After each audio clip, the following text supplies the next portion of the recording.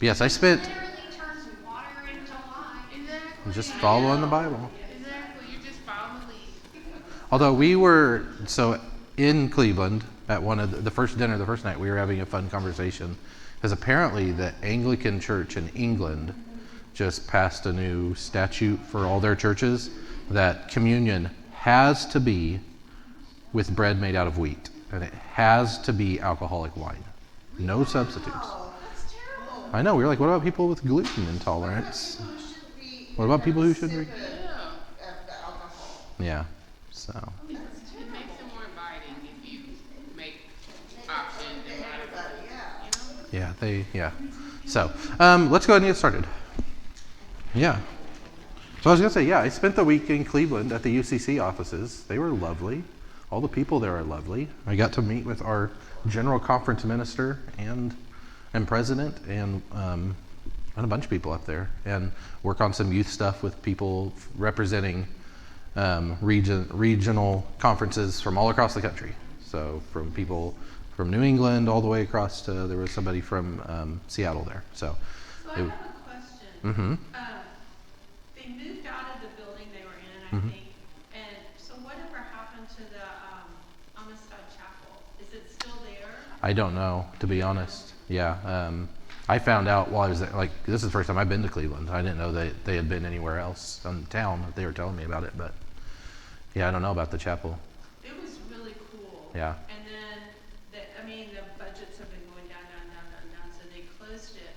They moved out of that building. It's been several years now. I don't remember.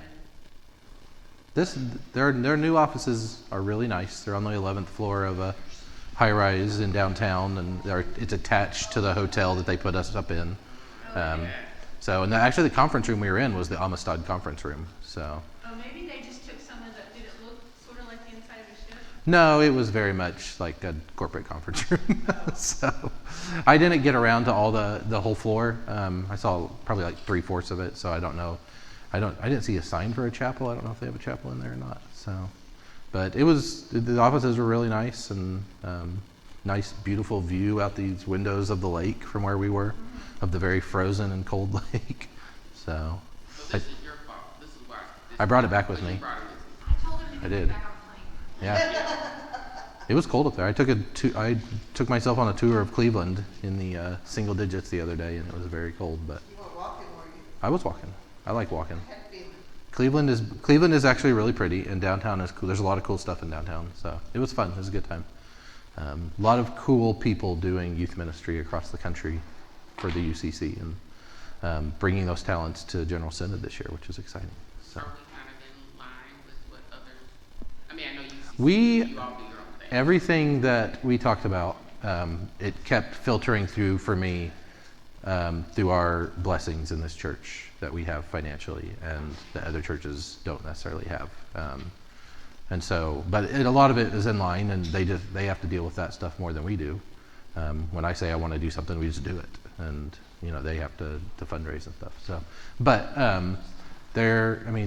just the different types of ministries they're doing are cool. And I came back with the energy to build some networking across the KO conference with the people doing the youth ministry in the KO conference. And just because a lot of the times what I bump up against here is the ability to go do things with our small numbers and just not having those numbers. But if we can pool resources, we're the only one in Tulsa, but Oklahoma City or even up into Kansas and some, that extends our ability to do some stuff. And so. Yeah, those networks have waxed and waned over the years. Yeah. This NOWSOM group, the National Organization of Wider Church Youth Ministries, has been in existence for, I think they said almost a decade now, is when it was first convened, and it's gone through a few different forms. It's not an official body of the UCC. It's kind of an ad hoc thing. But it has really strong support. There was one national office person that sat in on all the meetings. And like I said, the president, Karen Georgia Thompson, came and talked to us. One of the other general conference ministers came and talked with us. And so it was cool. It was a lot of fun. It was my first national UCC thing, having been fairly new to the UCC, and it was cool getting to see that side of it. So, anyways, let's talk about Revelation. That was a revelation. That was a revelation. It was all a revelation this week. So I wanted to start with, I saw this on Facebook the other day. Come on now. And it was like, oh man, this is what we just talked about. So if you can't read it, it says, beware of Christians who literalize the words of Revelation about burning suns and seven-headed dragons, but spiritualize the words of Jesus about helping the poor, oppressed, and marginalized. Indeed. Spiritualized, I like that. Yeah, it's like, man, that's what we've been talking about. So, this is for last week. I asked you to, if you could, to read Luke, most of Luke chapter 4, and Revelation 6 through 7, which is the chapters about the four horsemen of the apocalypse and the 144,000 and the Lamb and stuff, and to think about what these selections would have to say about empire, or how you read empire in and through these passages. So I do want to take a minute, and did anybody get a chance to do some of the reading this week? And make sure if you're talking today to get the mic from me. Chris reminded me that I got to do better about it. Or they can't hear it on the YouTube video. So, anybody get a chance to read or is familiar with these and has any thoughts about any of them or anything that stood out? We're going to go through them pretty fine-toothed today. I don't think I comprehend. You don't think you comprehend? I know, as I sat and worked on this the other day, I was like, oh man, there's some weird stuff in here.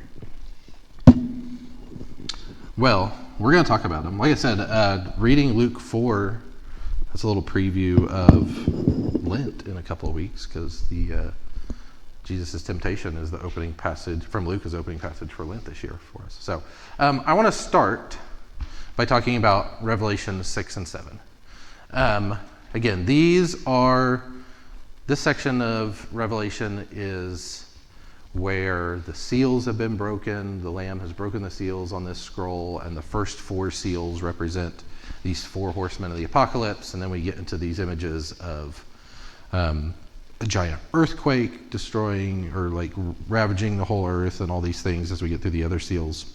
And then chapter 7 takes us in to the image of the 144,000 people in whitewashed robes singing praises to God, and then the Lamb appears with it says with an unnumbered multitude of peoples from the earth, and they all start singing praises.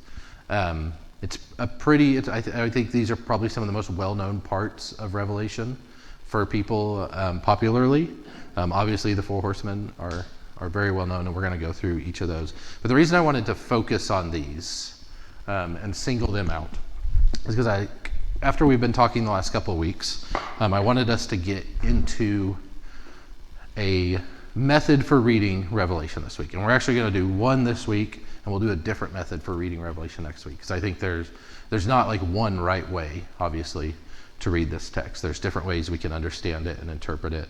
And it just is a matter of going into Revelation kind of having things that you're looking for or thinking about as you read.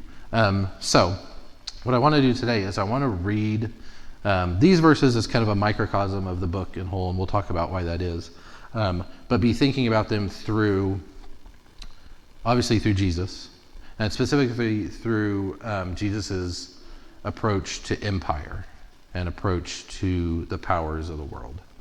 Because I think at root, a lot of what John is doing in Revelation is responding to that context of the Roman Empire that we talked about back in week 1, with the Emperor Domitian and the oppression of Christians and Jews in Asia Minor, the destruction of the temple a few years before this in Jerusalem at the hands of the Romans, and then that looming specter of the Emperor Nero and his return, and what that meant for people.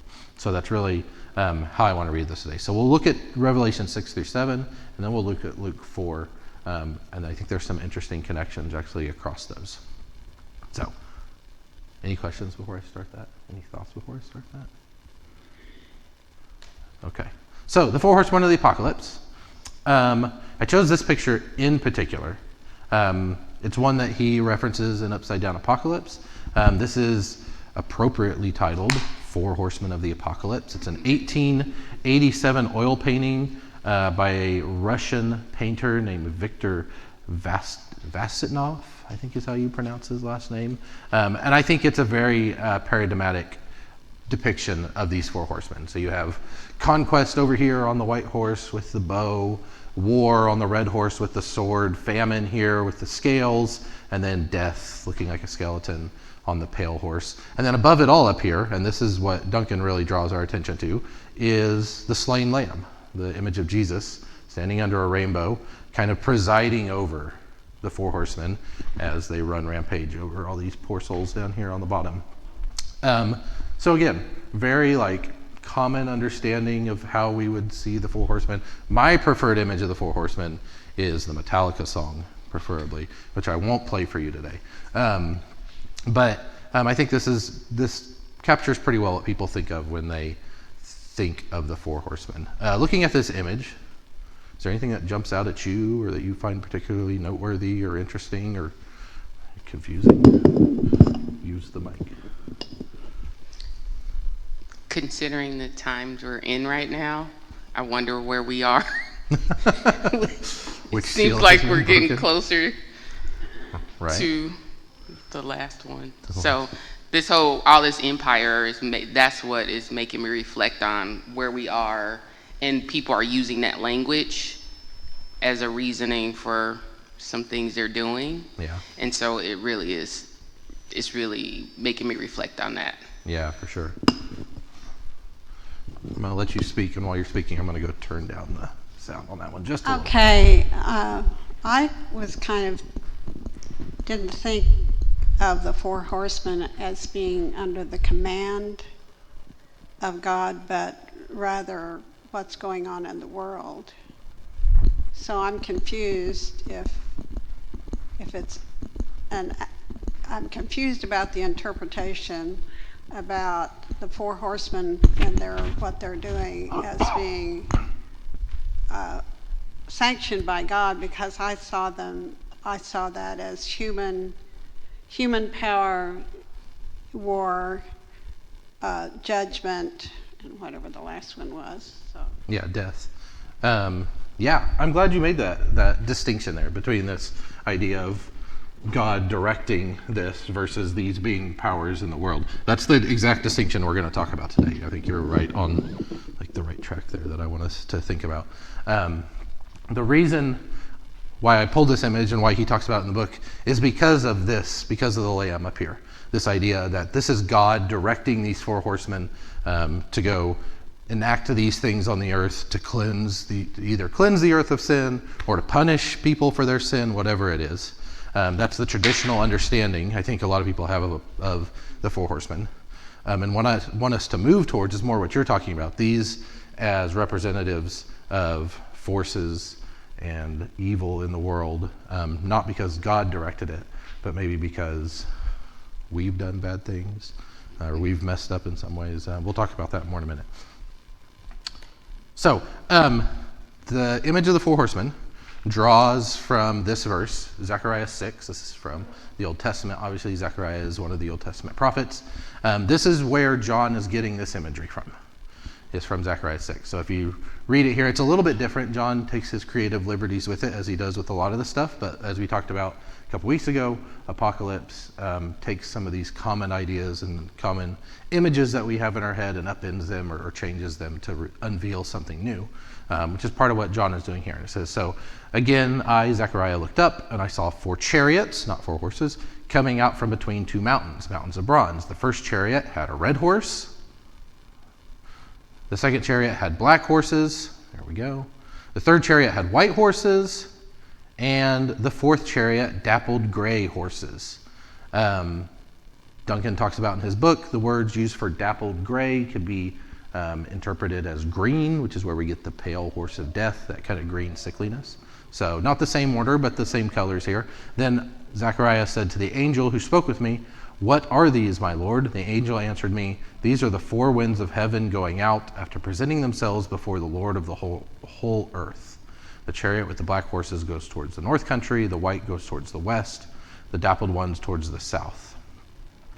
So this is where John is pulling from. He's pulling from Zechariah. He's pulling from those Old Testament images, the Hebrew Scripture images that Zechariah is working with here. Zechariah is prophesying in his book about the Babylonian exile and about the Persian Empire a little bit coming into conflict there. So Again, talking about these forces, the geopolitical forces that people are grappling with, and specifically that the Hebrew people were grappling with in their exile. Now, we pull forward to John's time, and John is pulling on these images because he wants to comment on this idea of the Pax Romana. So the Pax Romana is this very core concept to the Roman Empire. It means the Roman peace. Pax is the word for peace. The Roman peace is what the emperors proclaimed that they were what they were gifting to the world. They were going out and conquering all these lands across the Mediterranean world, and they were imposing peace on people. They were bringing peace into their lives, making their lives better. But how were they bringing peace? Well, they were bringing peace through the sword, by conquering, by stamping out opposition, by putting down unrest, and by demanding a certain way of life, and a certain way of economics, and a certain way of political power, and a certain way that people had to relate to the military. So it's a peace, but it's a peace very much predicated on the sword, and on violence, and on domination, as I wrote here. So, does that feel familiar in any ways? Not at all. We don't know what that's like. So Duncan makes this connection. This is from Upside Down Apocalypse again. He writes, our peace is often predatory. Our pseudo-peace depends on borders that keep imagined enemies out, and our violence just out of view. Our pseudo-peace is in love with economics, which advantages us, but creates an unbearable cost for those lower down the ladder. Our pseudo-peace often requires a villain to point our frustrations at. But for true peace to be embodied in our world, then the pseudo-peace we value has to be torn down. This isn't what God does to us. It is the apocalypse of seeing our predation for what it truly is. So I really like that last line there. Again, apocalypse is this idea of an unveiling or a turning upside down, a reordering of how we see the world. That's what I think John is doing in a lot of ways in this book, is he is asking us to look at this Pax Romana that we live under, this peace, this global peace that America has ushered in, or before us that the British ushered in, or the Romans ushered in, or the Babylonians ushered in, and asking us to see it for what it really is. A pseudo-peace, predicated on violence, predicated on an extractive economics, predicated on scapegoating, predicated on all these things that we don't often see because we are the beneficiaries of it, but sometimes we see it. And so, to get at what you were talking about, John takes this image from Zechariah of these 4 chariots and reimagines it as these 4 horsemen of the apocalypse riding rampage across the earth. And these are these powers, these violent powers that embody what's underneath the peace, coming to be seen. John wants us to see it. So each of the 4 horsemen represents something. So the first rider is Conquest, the white horse. I didn't know this. Jeremy Duncan points this out in this book, the importance of the bow that the rider of Conquest is carrying. So he points out that at the time John was writing, the Roman armies were the dominant armies in the world. Roman armies didn't fight with bows and arrows. Roman armies fought with a short sword. That's what they went to battle with. So this isn't representing the Roman army. This is representing, at the time, a bow and arrow would have been associated with Persian armies out far east. So the Persians were coming into conflict with the Romans all the time at this point. At the time that John wrote this, about 100 years before this, a Roman army had ridden all the way to the Persian capital in what we would call modern-day Iraq, and was destroyed there. One of the 3 men who ruled with Julius Caesar at the time was captured and killed, and his standards were taken. And Romans were still feeling the shock of that moment, of this Roman army being wiped out in the Persian desert and the Roman standards being captured, and they were still being held at the Persian capital. So what Duncan says is that this rider, the bow, represents Persia in a way.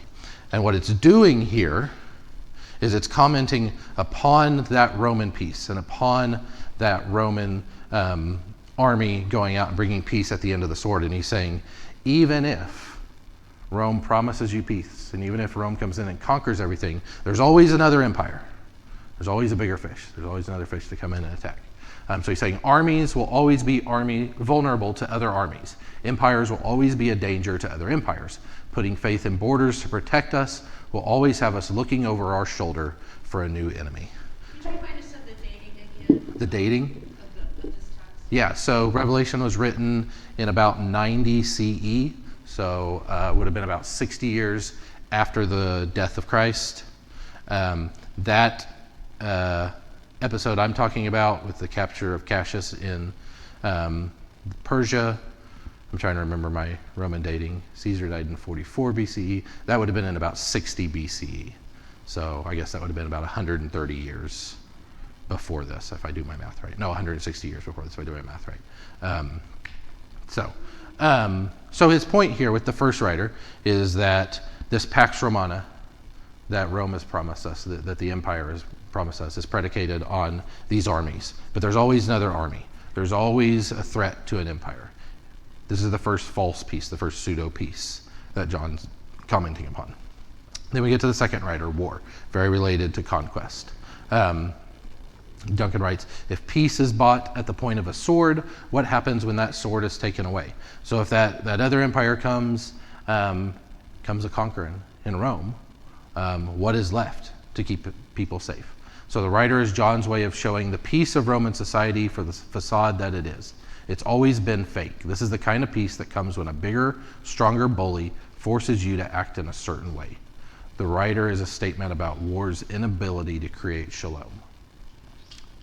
So again, these horsemen, not as God's judgment on the world, not as God's tool to cleanse the world of evil, but as images of the evil that humanity does to itself, the ways that we turn on one another. So we'll go through these other two real quick. The third rider, famine, the black horse, the rider holding the scales.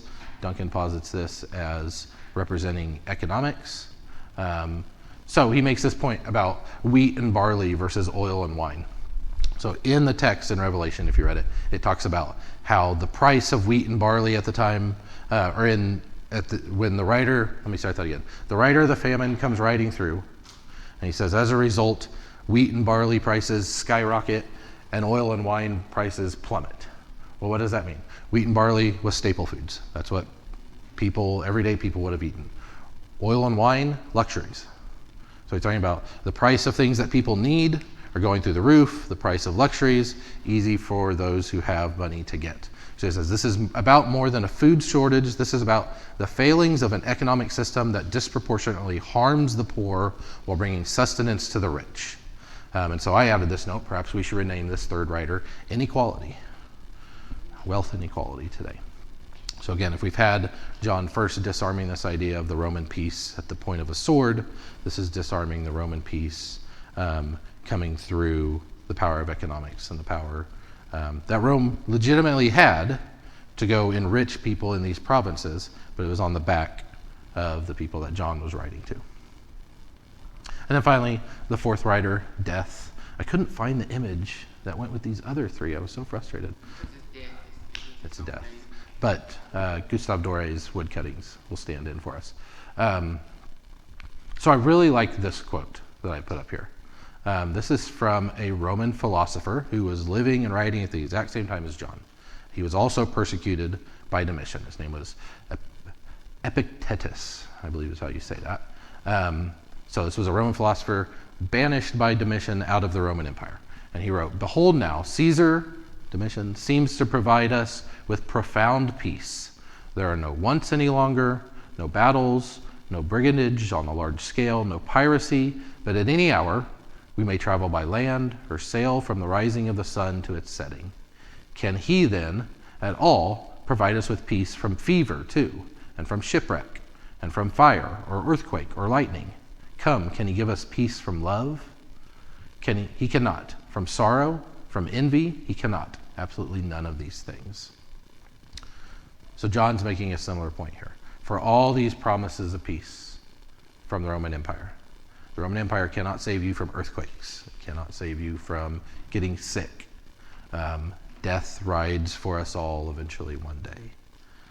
And that is at the core of his critique here. That power of death inevitably unravels those claims to peace and to power. We could launch from here right into a good theology of the cross and of Jesus at this point. But I think you can kind of see where that goes. And so Duncan writes, these writers are not meant to be seen as agents of the Lamb carrying out God's plan, as the painter Vastantoff imagined. They are representative of what happens when our illusions about the world crumble. In revealing God as the one who conquers through love alone, we finally begin to see how our borders, our violence, and our wealth have no ability to save us, how even the powerful are vulnerable to death and confusion. So is it making sense what John's doing here with those horsemen?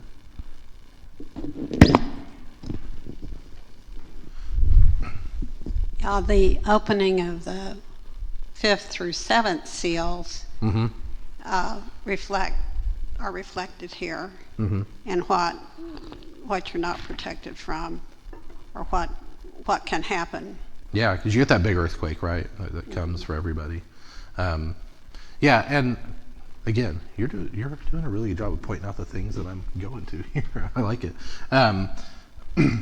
One of the things, we'll get to this again more in a minute, but one of the things that a few different interpreters I read of Revelation point out is that these images in Revelation, we often think of them in that left behind sense of this timeline of events happening. That first the seals are undone, and then we get the earthquake, and then we move into the bowls, then we move into the trumpets. And what this different interpretation says is that these are concentric rings, that they're imaging the same stuff over and over and over again. And we kind of touched on that last week. So through 3 different cycles of 7, 3 different perfect cycles for John, he is giving us different images to see this same message over and over again. So he's basically saying, if the 4 horsemen didn't work for you, if you didn't get that, let's try the bowls. If the bowls didn't work for you, let's try the trumpets. All right, so it's these rings of unveiling that he's going through here in chapter 6 through 16, and then eventually we get on to the end. So what about the Lamb? Because we talked about the 4 horsemen, but I asked you to also read chapter 7, which is much more focused on the Lamb. This is when we get into a little bit of a deeper dive here, and a little more, what's the word I'm looking for? Conceptual, maybe? A little more exploratory. So don't take any of this as like holy gospel or anything, but it's one way to think about it, because I wanted to I feel like grappling with the 4 horsemen is easy. Like when you get that idea of this represents things that we're doing to ourselves, that's easy. But then you go into chapter 7, you get this 144,000, and they're underneath the altar, and the altar's open, and they're singing, and then they're all dressed in white, and then this unnumbered multitude comes in, and it's like, what is going on here? And it says we're in heaven, and they're singing to God. So my understanding of chapter 7 here in the 144,000, I think it's actually, if we think about these concentric rings and the cycle of images that happens throughout Revelation, I think chapter 6 and 7 are one whole piece. That's one example of this story being shown again and again and again across this book. So I think it's important to lump these 2 together.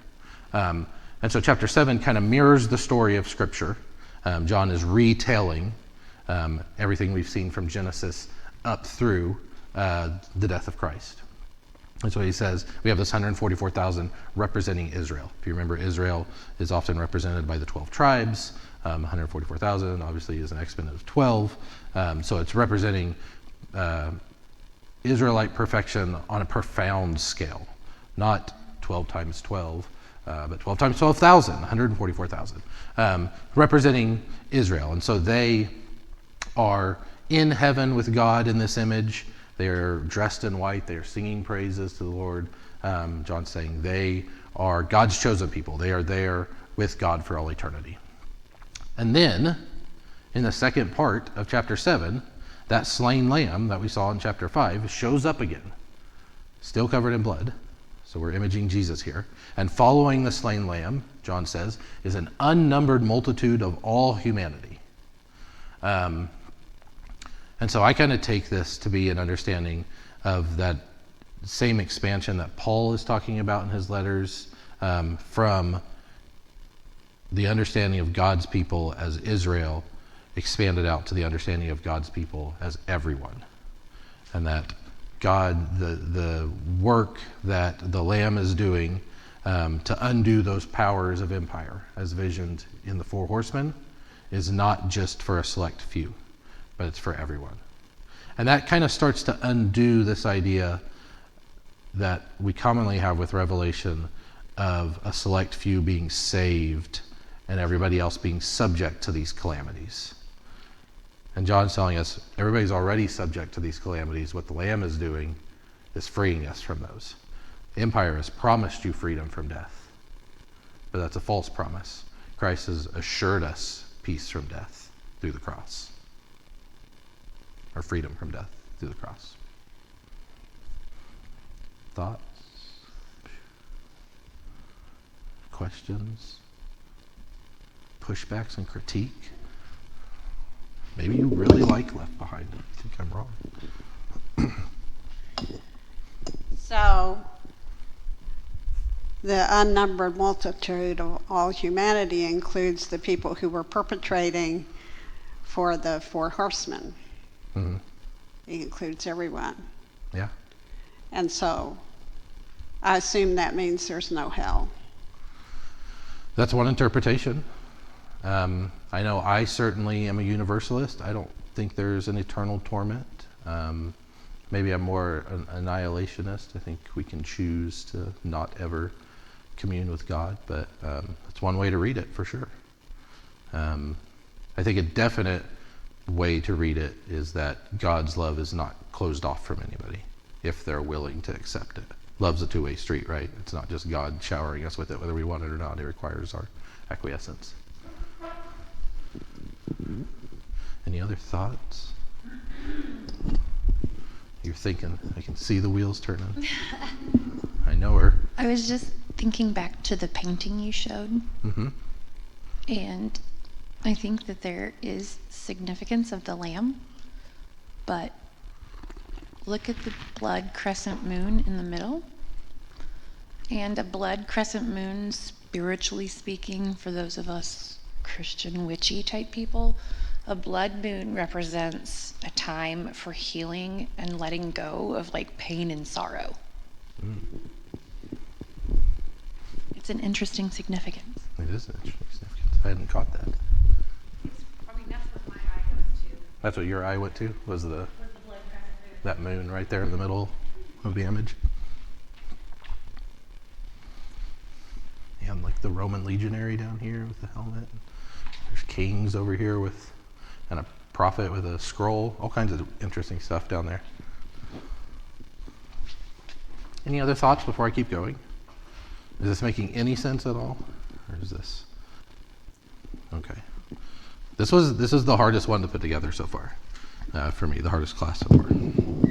Because it's the most like speculative. I'd rather just like ground it in the facts. So we're going to talk about Luke. I want to talk about Luke because I had you read that as well. But before we do, I want to highlight this. Just to, like put this verse in your head. Like hold on to this for when we talk about Luke here in a second. So this is from Revelation. This is the very last part of Revelation 7, the last words of that chapter.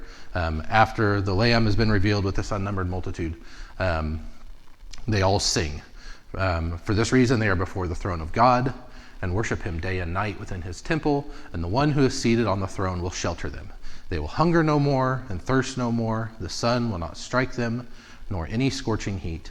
For the Lamb at the center of the throne will be their shepherd, and he will guide them to springs of the water of life, and God will wipe away every tear from their eyes. So definite allusions, the shepherd and the Lamb, to Christ there.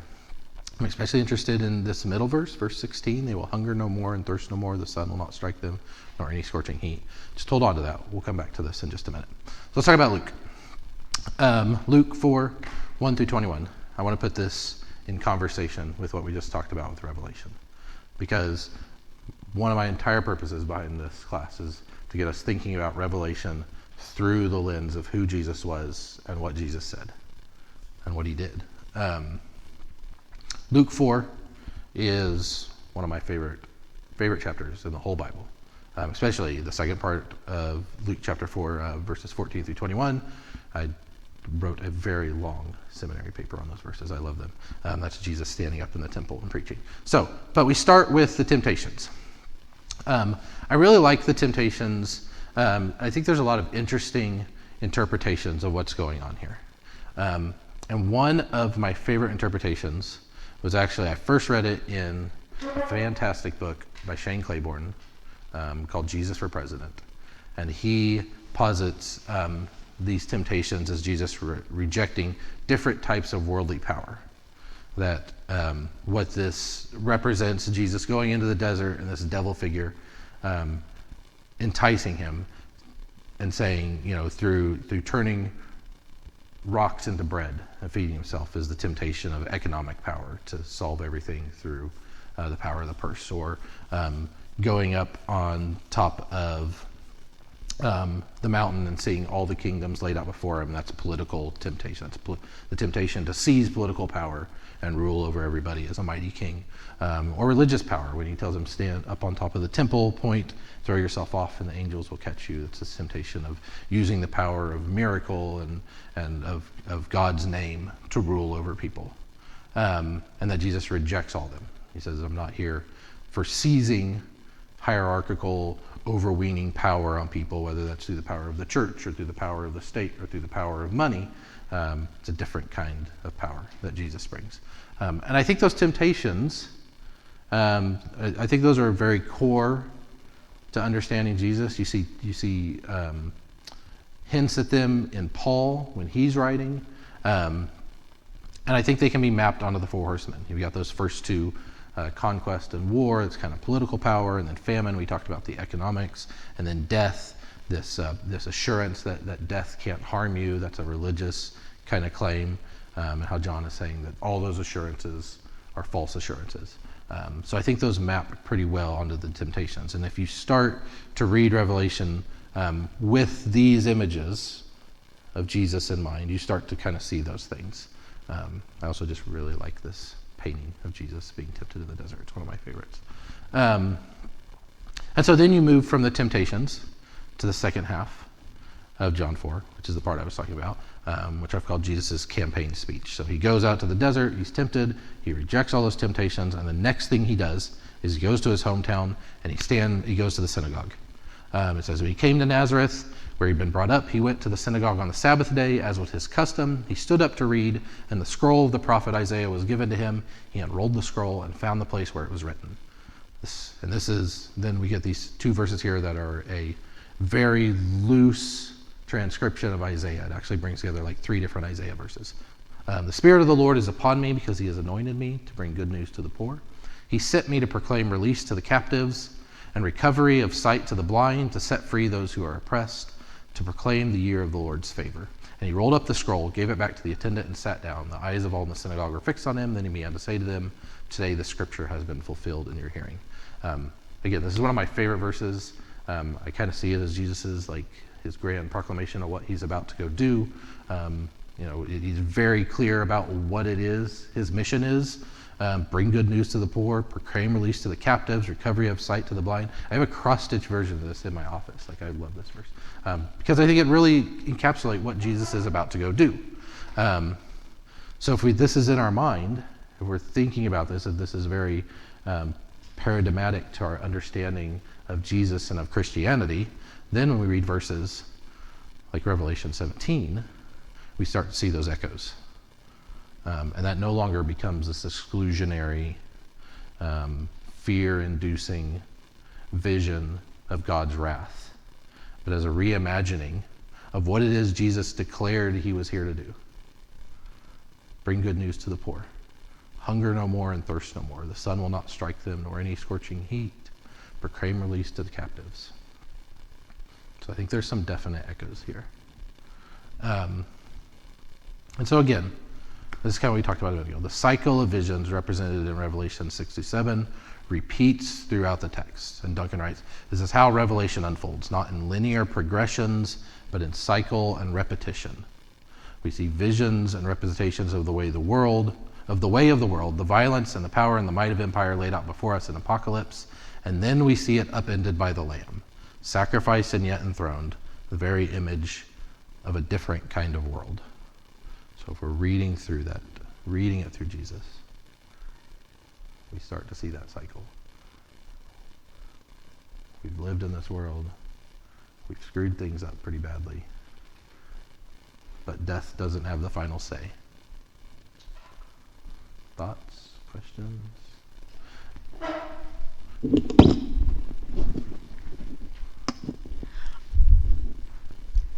I'm really troubled throughout our discussion by the high Christology that this assumes, that Jesus is up here and the lamb and sacrificial atonement and all of that. And it's just a very different Jesus than I can embrace, to be honest.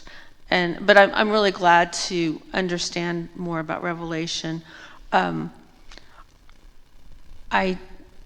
just have I have a hard time squaring Jesus standing up in the temple and proclaiming social justice to being wrapped up in war and famine and you know what I'm saying? I'm not saying that very clearly, but it's kind of I'm just struggling with it. I'll say that. Okay. I think I understand what you're saying a little bit there. I don't want to sound like I'm affirming this idea of like Jesus is this mighty king. No, I know you're not. Yeah. I'm just wrestling with an Yeah. image of Jesus that's very different from the one that I kind of encapsulate. Yeah. I think we do, like when we read Revelation, like we have to grapple with the Jesus that's presented to us by John, which is troubling in some ways, especially like you think about Jesus from Revelation 2 with the sword out of his mouth and stuff. Like as a pacifist, like I'm not wild about those images. Or even, we're going to talk more next week about like the enthroned Jesus at the end of Revelation. And so that's why I think that kind of, tell me if I'm on a path here that kind of jibes with you a little bit, but like why I want to read Revelation through something like Luke 4, where it's a much more human Jesus who has come and declared his intentions to do social justice, to help people who are hungry and who are oppressed and set the captives free and those things. And then how can we then, understanding that and centering that vision of Jesus, how can we read a book like Revelation, read a text like Revelation, and have those two things jibe? Maybe we can't. And that takes me back to kind of what I talked about back in week 1, is like, that's a hard square to circle, but I also don't want to like seed Revelation to bad actors and to people who would use it to sow fear in people. So I get you. But just like there's a lot of different images of God in Scripture, there's a lot of different images of Jesus. Yeah. It's not monolithic. Yeah, for sure. So I've got a couple more slides, and then I know we're coming up on 10 o'clock. Or actually, I have one more slide. So this is again from Jeremy Duncan here, and I really like this this quote. He says, "One of the mistakes we can make when reading Revelation is to imagine that John is pointing a finger at a villain rather than revealing something about our world.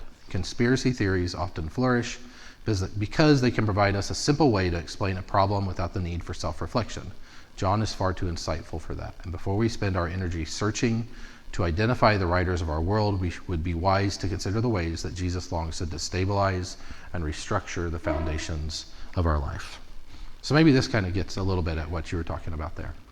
That if we're just reading with an apocalyptic mindset, that's just trying to upend these images, that for John, it was these images of these 4 horsemen, of these charioteers, and of Roman might and power. And for us, it's an enthroned Jesus sitting high and mighty of the world. And how can we subvert that? How can we apply that apocalyptic lens that upends that and overturns it and makes us rethink all of this that we're doing? So, for next week, one thing you have to read. The last 2 chapters of Revelation, chapters 21 and 22.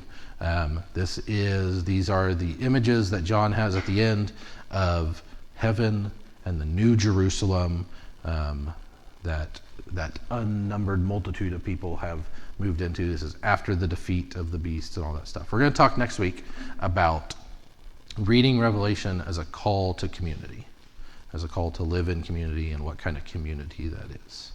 And I hope you'll bear with me because we're gonna make some leaps next week and see what we can do. All right. Any questions, thoughts, concerns? This is great. I'm glad you're enjoying it. I'm really enjoying just like putting it together and like thinking about these things and reading and thinking, just rethinking these images that have sat with me since I was a kid, and I read Revelation and Left Behind and was fascinated by it. So, yeah, let me get you the mic. There's certain stories and parts of the Bible that we have seen a lot in art and in film and so forth, and Revelation certainly is one of those. And so it's really hard to separate out what's in the text from, lots of images that are kind of seared in our minds. I'm thinking of, like, especially the new heaven, new earth is an image that you see in film sometimes, and especially when we're getting apocalyptic about the environment and, Anyway, just... Well, in the same vein, the use of throne and sacrifice in John's throne definitely would, it says a certain kind of power. And sacrifice reflects on the common thread in Christian teaching that Christ died for our sins. So we get a free ticket. Yeah, for sure. For sure. And I think those two descriptions have a lot of weight in terms of what is being preached in our nation. Yeah. And so maybe next week when we're looking at these, and as you're reading chapters 21 and 22 this week, like thinking about looking at the images of the throne that are in there and thinking about this idea of the sacrificed lamb, which is very central to what John's doing here. Like there's no denying that. How can we upend those, and how can we rethink those? How can we make them fresh for reading Revelation in 2025? Because we are beholden to the images on their face that John presents us, but we're not beholden to the interpretations that have come before. We can reinterpret these things in a way that stays true to the intent, but speaks to the times that we're living in. So we'll do some of that work. We'll try to do some of that next week. We may fall flat on our faces and completely fail, but we're going to try. Thanks for coming again, despite the ice and the snow.